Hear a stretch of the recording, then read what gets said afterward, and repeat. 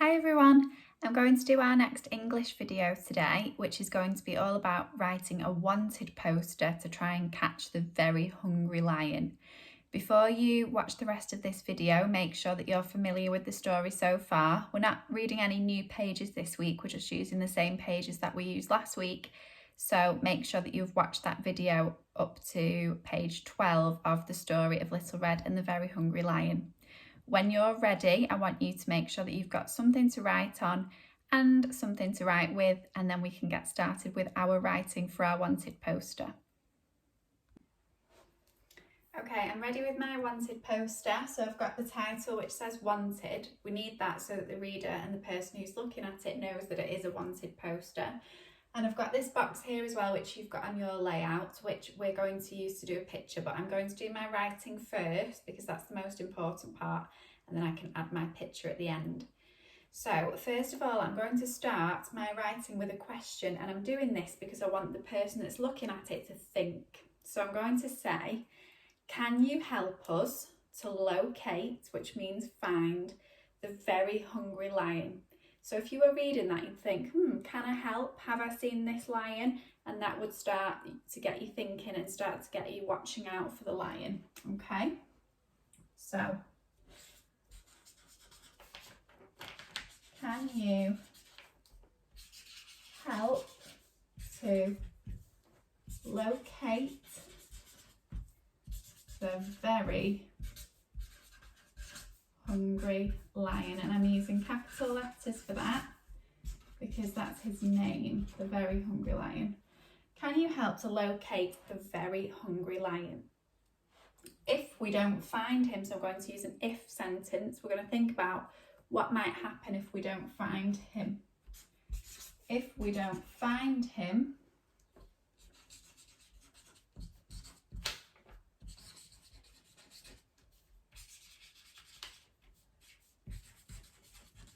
then what's going to happen if we don't find him? What's he going to carry on doing? We might be able to gobble up Little Red or lots of other children if we don't catch him and stop him. So I'm going to put, if we don't find him, then the ravenous creature, which means hungry, it's another word for really hungry, the ravenous creature is going to demolish more innocent, sweet children. And demolish, what do you think that's another word for? Well done, it's another word for eat. So I'm going to write that sentence. If we don't find him, then the ravenous creature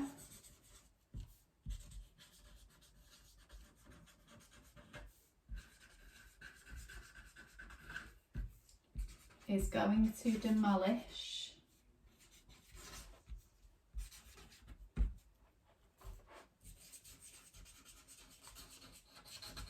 more, because we don't know if he's done this once or lots of times, sweet, innocent children. And I've used my comma there between sweet and innocent because I've got two adjectives making up my expanded noun phrase, sweet, innocent children. Okay, so I'm going to go on to describing a little bit about the lion now. I'm going to think about how it moves because it's not all just about what the creature looks like. It's about how it moves, maybe what it sounds like, maybe what it smells like. Okay, so we can be really imaginative and think of lots of things. Now, I'm not just going to call him the lion, as I've used the words lion a few times. I'm going to use the feline because feline is a word for like a cat, and a lion is a big cat, so he is a type of feline. The feline can usually be found, and I like that word usually because it's an adverb, can usually be found skulking around the savannah.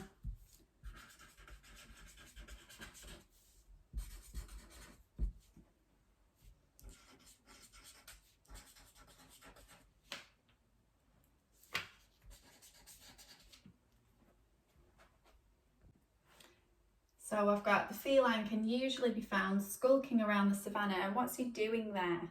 He's looking for his next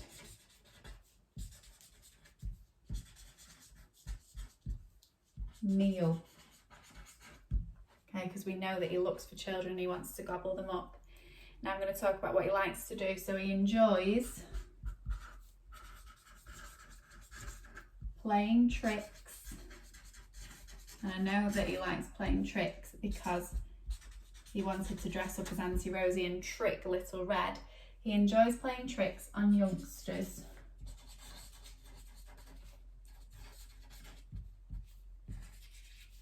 For his own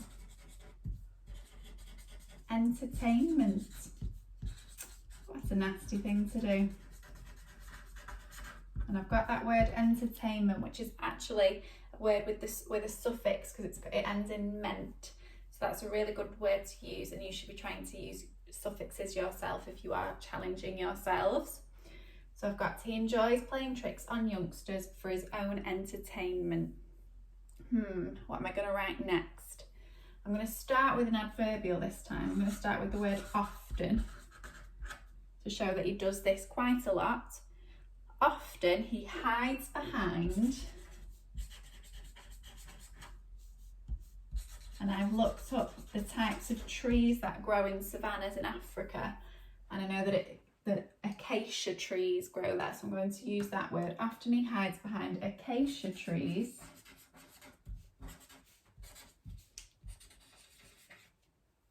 Often he hides behind acacia trees, waiting for children to stroll past.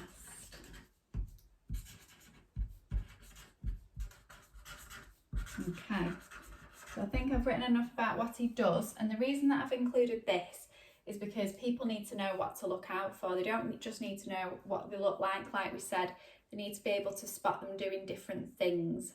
Okay, now I'm going to start talking about how the lion looks. So I'm going to talk about his teeth first of all, and I'm going to start with an adverbial again. So I'm going to talk about where the teeth are, and they are inside his mouth. I'm going to start my sentence with that. Inside his mouth, the lion has several sharp teeth.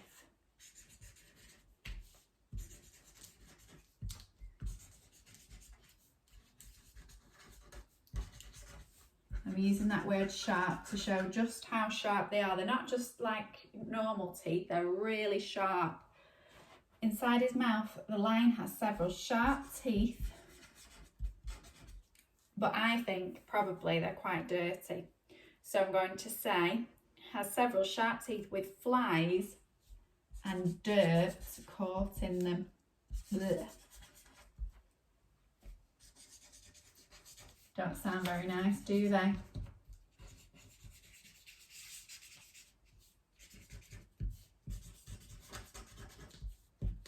Okay, inside his mouth, the lion has several sharp teeth with flies and dirt caught in them.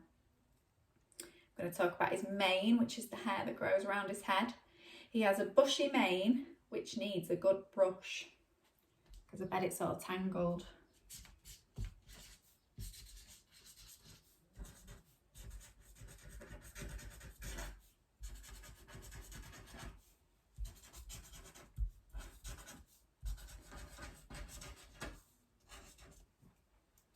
Okay, so now I've done a couple of sentences about what the lion does. I've done a couple of sentences about what the lion looks like.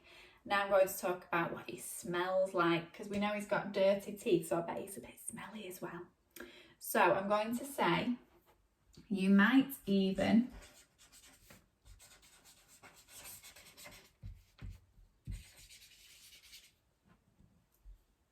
smell him before you see him.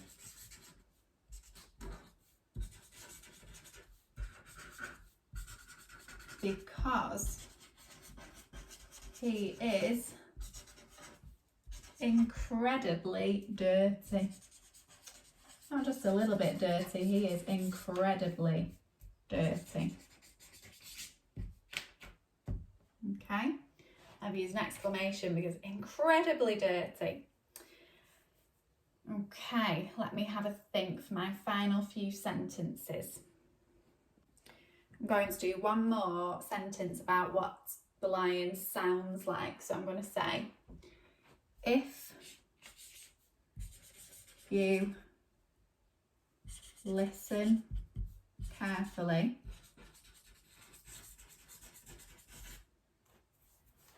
you will probably hear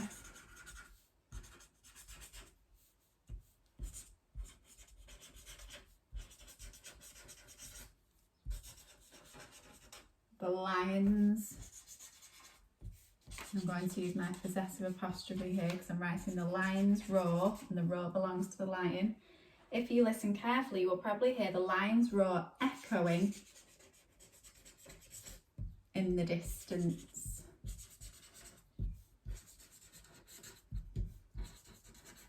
Okay, so I've written about how the lion behaves and how he moves. I've written about what he looks like, what he sounds like, what he smells like.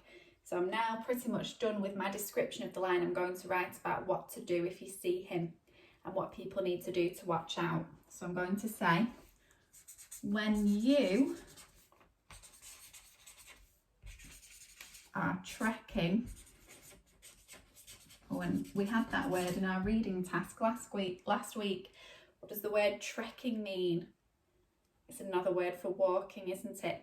When you are trekking through the savannah,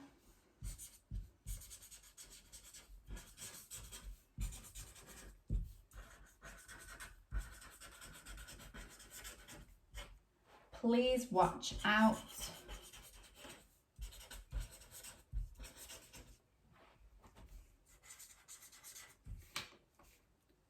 and call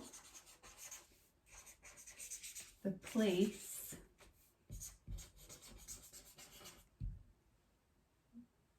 if you see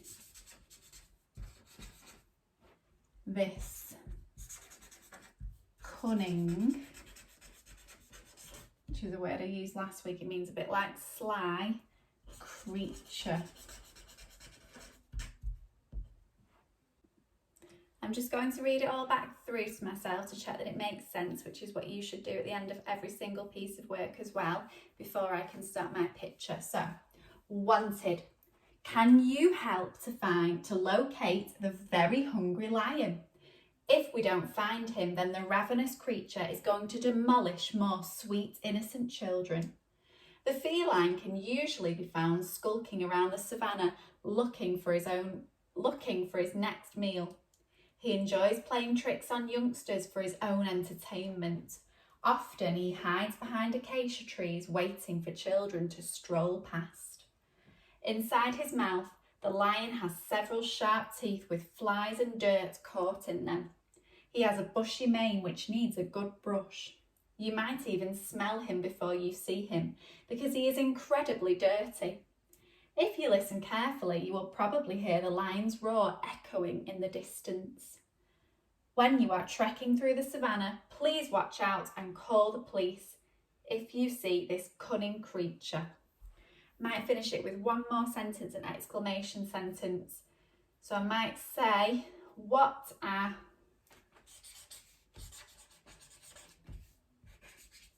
something lion. What a dangerous lion. What a dangerous lion. And I've got my exclamation mark because that is an exclamation. Okay, and I'm ready to do my picture now. So I'm going to try and make it look like the very hungry lion, and I'm going to try and show some of the features that I've written about in my picture as well. So let me draw his head first. Little nose. Now I've drawn his mouth, so I need to show some of the sharp teeth now that are hanging out of his mouth. There we go. His eyes, and I'm going to draw him some eyebrows to make him look a little bit more evil. Now I'm going to draw his bushy mane.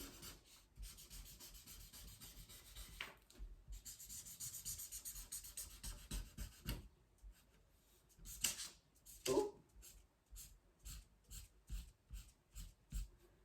Draw his body and his tail coming off as well. Okay, and you can colour yours in as well if you'd like to, if you've got a little bit more time. I'm just going to very quickly shade him in, shade in his body.